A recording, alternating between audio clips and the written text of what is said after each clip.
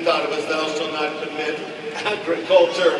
There's hardly a beat between the father's response to the boy's question. He said, son, that means you're not supposed to plow the other man's field. The little guy was happy with that. What is adultery? Adultery is being unfaithful to your wife or your husband. It's called extramarital sex.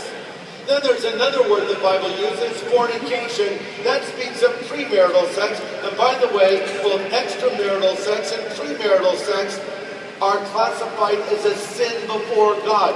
So much so, they meet God's top 10. In fact, the Bible tells us that God will surely judge those who are immoral or commit adultery. Oh, I know what you're thinking. You say, oh, great, please, give me a break. Sex doesn't hurt anyone. Really? Have you ever heard of something called AIDS? Did you know that AIDS is the leading killer of people globally between the ages of 25 to 44?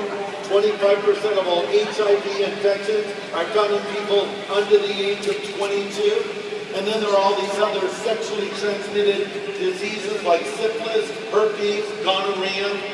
They've reached epidemic proportions. Sex doesn't hurt anyone? What about teenage pregnancies? Each year, more than 1 million teens become pregnant. Many of these babies never make it to term because they're aborted. 1 out of every 5 abortions is performed on a woman under the age of 20, and 4 out of every 10 teenage pregnancies ends in abortion.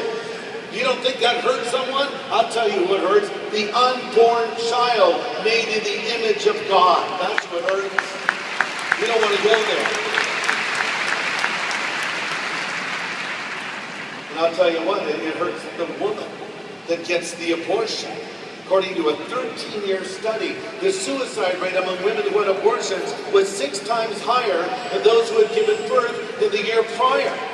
Now, I've talked to these girls who carry the guilt for a lifetime for taking the life of that unborn child. I'll say to you, if you end up getting pregnant outside of wedlock, outside of your marriage, carry the child to term, have the baby. If you don't want to raise that child, put it up for adoption. There's a lot of wonderful people who want to adopt babies today.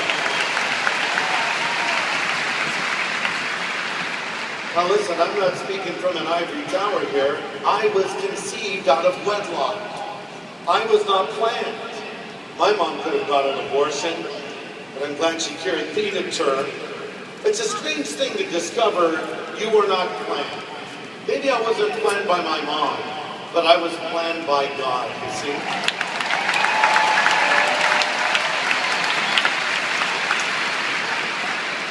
Psalm 139, the psalmist says, you saw me before I was born. Every day of my life was recorded in your book. Every